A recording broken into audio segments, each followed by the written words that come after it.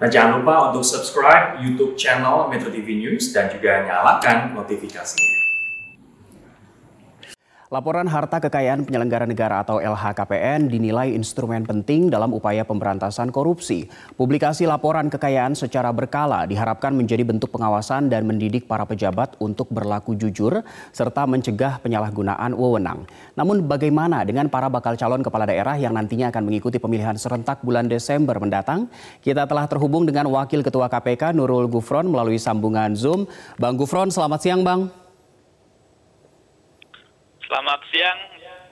Baik, dari sisi kuantitas, Waalaikumsalam warahmatullahi wabarakatuh. Bang, dari sisi kuantitas sampai sore hari ini sudah berapa orang calon kepala daerah yang melaporkan LHKPN-nya?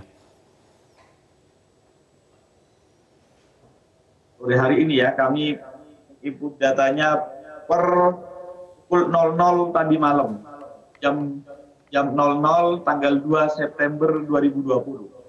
Itu sejumlah 718 calon yang sudah mendaftarkan LHKPN-nya kepada KPK. Kami konfirmasi sekali lagi 118 calon orang Bang. 118 orang calon maksud saya. 718 orang. Artinya dari sejumlah daerah yang akan menggelar pilkada di akhir tahun ini, berapa paslon lagi yang belum melaporkan LHKPN-nya? Kita tidak bisa memastikan ya, karena tiap daerah kan ada 9 provinsi, ada 224 kabupaten, ada 37 kota. Kita tidak bisa memastikan bahwa tiap kabupaten, tiap provinsi, tiap kota itu calonnya berapa. Kalau calonnya misalnya ada 2, ada 3, ada 4 calon, maka kalau itu semua dikalikan dengan 270 ya bisa diestimasi. Tapi kita kan sampai saat ini tidak tahu apakah kemudian setiap daerah pasangan calonnya itu ada yang 1 mungkin, ada yang 2, ada yang 3, ada yang 4. Kita tidak tahu sampai berapa. Gitu. Baik, Bang, lalu dari 718 LHKPN ini yang sudah masuk, apakah ada catatan khusus dari laporan-laporan yang sudah masuk ini?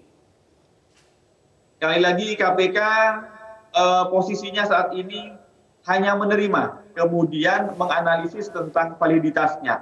Apakah validitasnya baru pada validitas formil ya? Kita tidak sedang menelisik substansi. Karena KPK hanya menerbitkan laporan harta kekayaan penyelenggara negara, dan dalam hal ini para calon itu kan harus melaporkan. Kalau sudah lengkap, kami akan memberikan tanda terima bahwa yang bersangkutan telah melaporkan, dan kami beri tanda terima telah melaporkan LHKPN-nya. Baik, Bang Gufron, lalu melihat pilkada terakhir, presentase kepatuhan para paslon ini seberapa persen sih Bang? Karena ini menjadi prasyarat ya, kalau tidak memenuhi syarat formil, salah satunya syarat formil itu adalah LHKPN, maka pasti kemudian KPU tidak akan mencantumkan dia sebagai calon. Jadi kepatuhannya pasti 100%. Kalau tidak 100%, pasti dia akan terdis sebagai calon kepala daerah. Ya, itulah LHKPN bagian dari instrumen wajib ya. Lalu Bang, dari pola kerja KPK, biasanya dari LHKPN yang sudah ada, kalau ada indikasi atau laporan-laporan keuangan yang tidak beres misalnya, itu bisa diketahui berapa lama setelah penyetoran LHKPN? Kami menganalisanya itu kan kemudian tiap tahun. Contohnya saya misalnya, jangan orang lain. Ya. Saya misalnya calon kepala daerah. Pada tiap tahun itu kita akan selalu meminta laporan kekayaannya itu per 31 Maret. Untuk tahun sebelumnya, misalnya untuk 2019, kami itu membuka keran untuk melaporkan itu sampai 30 Maret tahun berikutnya, tahun 2020. Maka kemudian dari tahun 31, dari tanggal 31 Maret ke depan, baru kami melakukan analisa. Analisa itu untuk apa saja? Untuk mengukur ataupun menilai sejauh mana peningkatan harta kekayaannya itu rasional atau tidak. Kalau tidak rasional, kalau berlebih, maka kemudian kami minta keterangannya dari mana hasil-hasil mereka itu yang tidak rasional ataupun tidak logis.